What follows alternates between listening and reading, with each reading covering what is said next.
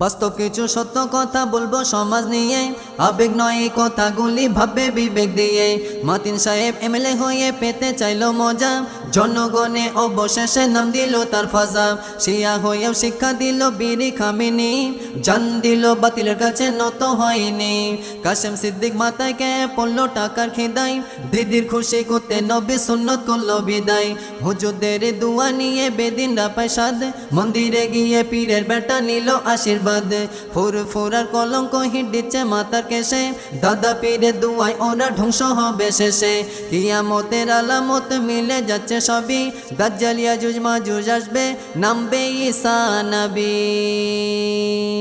ঈসা নবীর হাতে দাজ্জাল যখনই ওই কতল হবে, তাহার পরে ভয়ঙ্কর সেই ইয়াজুজ মাজুজ হাজিরি হবে।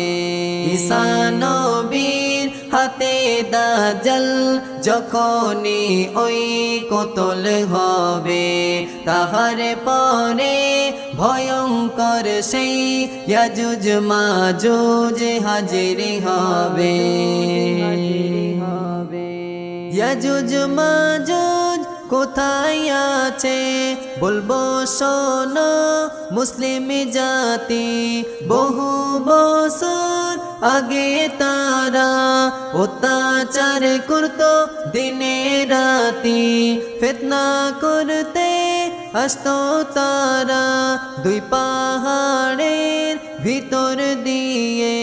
হঠাৎ সে তাই জুলকারনাইন বাদশা এলো সেনা নিয়ে, তাদের তাণ্ডব রুখে দিতে লুহা তামা হাজির করে। দুই পাহাড়ের ফাঁকা জায়গায় বিশাল বড় প্রাচীর গড়ে, কোটি কোটি ইয়াজুজ মাজুজ আজও সে তাই আটকে পড়ে। দিনের বেলা ভয়ঙ্কর ভাবে প্রাচীর তারা খনন করে, প্রতি রাতে খোদার হুকুমে ফাটা প্রাচীর জোড়া লেগে যায়। পরের দিনে আবার তারা নতুন প্রাচীর ভাঙতে লেগে যায়।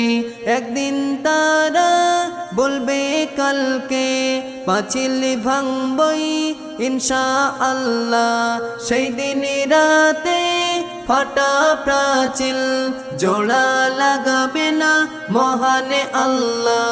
সকাল হলে ভয়ানক সেই, সকাল হলে ভয়ানক সেই করুণ ঘটনা ঘটে যাবে। ঈসা নবীর হাতে দাজ্জাল যখনই ওই কতল হবে, তাহার পরে ভয়ঙ্কর সেই ইয়াজুজ মাজুজ হাজিরি হবে।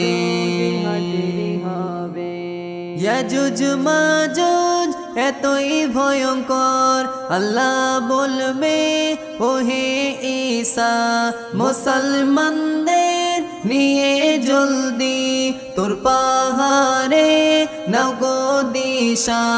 মুসলমানদের নিয়ে নবী পাহাড়ের উপর লুকিয়ে যাবে, আল্লাহ তখন মুসলমানদের পাহাড়ের উপর ঘিরে দেবে।